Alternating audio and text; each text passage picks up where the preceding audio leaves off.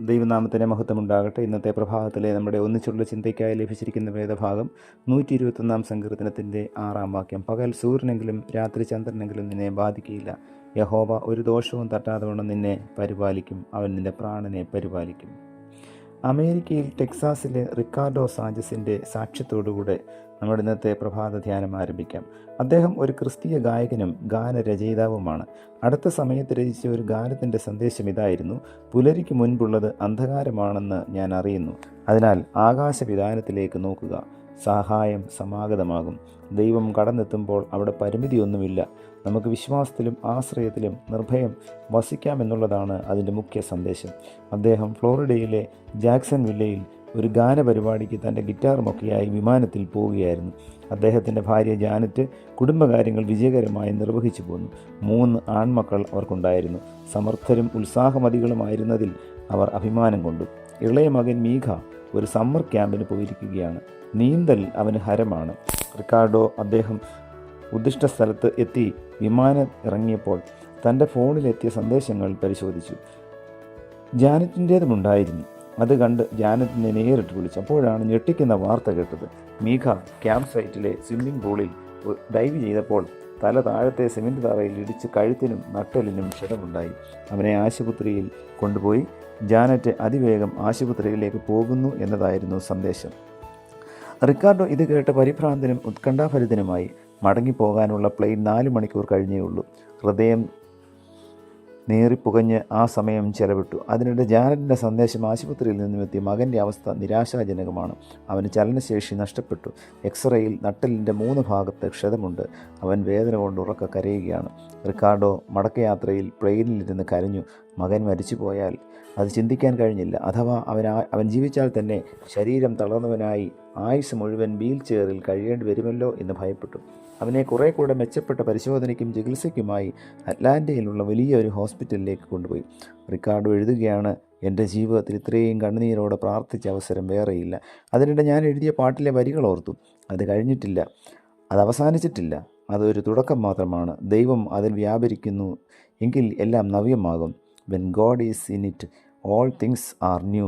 ആ വാക്കുകൾ ഇപ്പോൾ എൻ്റെ യഥാർത്ഥ വിശ്വാസവും അനുഭവമാക്കാനുള്ള അവസരമാണ്. ഞാൻ ആരിസോണിയയിലുള്ള എൻ്റെ മാതാപിതാക്കളെ ഫോണിൽ വിവരമറിയിച്ചു.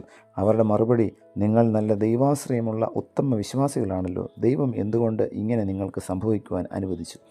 എയർപോർട്ടിൽ നിന്ന് റിക്കാർഡോയുടെ സ്നേഹിതന്മാർ അദ്ദേഹത്തെ വേഗം ആശുപത്രിയിലെത്തിച്ചു.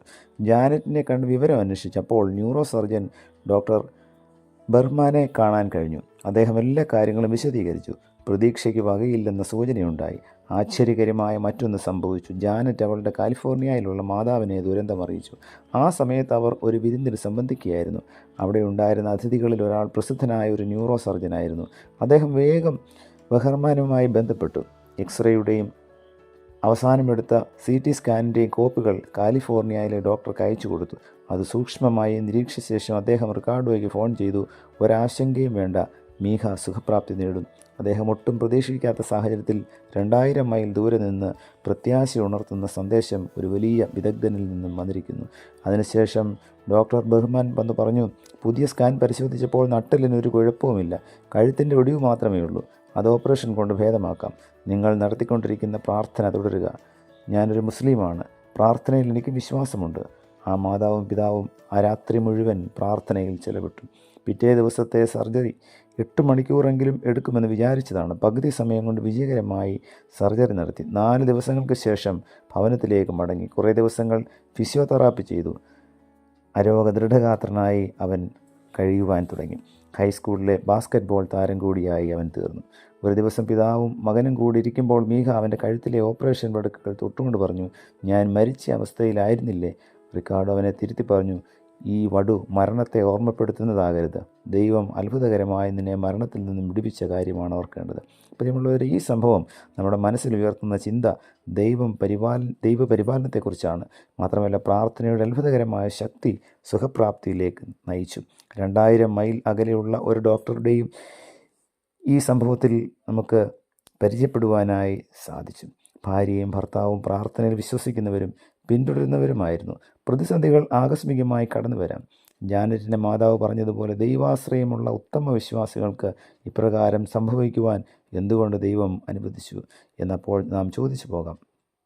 എന്നാൽ ഏത് പ്രതിസന്ധിക്കും പരിഹാരം വരുത്തുവാൻ ദൈവം ശക്തനാണെന്നും അവിടുന്ന് അപ്രകാരം വരുത്തുമെന്നുമുള്ള സുദൃഢമായ വിശ്വാസമാണ് നമുക്കുണ്ടാകേണ്ടത്. പ്രാർത്ഥിക്കാം. പ്രിയ കർത്താവേ, നൽകിയ വചനത്തിനായി നന്ദിയോടെ സ്തോത്രം. പ്രതിസന്ധികളിൽ തളർന്നു പോകാതെ പ്രത്യാശയോടെ നിൽക്കുവാൻ തക്കവണ്ണം അവിടുന്ന് കൃപ ചെയ്യണമേ. പുത്രൻ്റെ നാമത്തിൽ പ്രാർത്ഥന കേൾക്കണം പിതാവേ. ആമേൻ.